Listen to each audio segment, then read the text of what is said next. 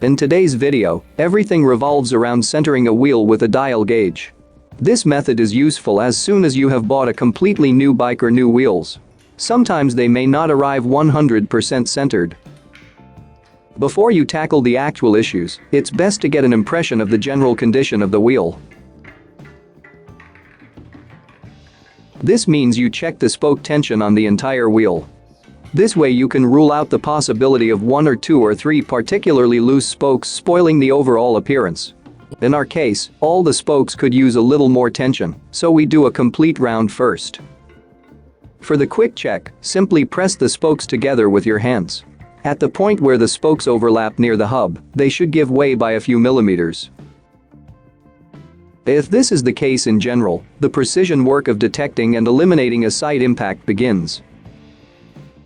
For the sake of convenience, simply start at the valve. This way you can easily recognize when you have returned to the starting point. We work with a dial gauge from Zentriboy for centering.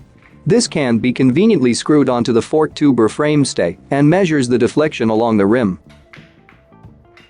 The advantage of a dial gauge is that you can recognize the direction of the lateral runout directly from the deflection. You therefore know immediately whether you need to loosen or tighten the spokes on the left or right of the rim.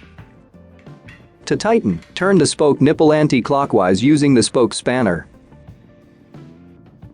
To loosen clockwise, approach this slowly. A quarter turn is enough. That may not sound like a lot, but it has quite a big effect. Anyone who masters this will end up adjusting their wheel to within 1/10 of a millimeter.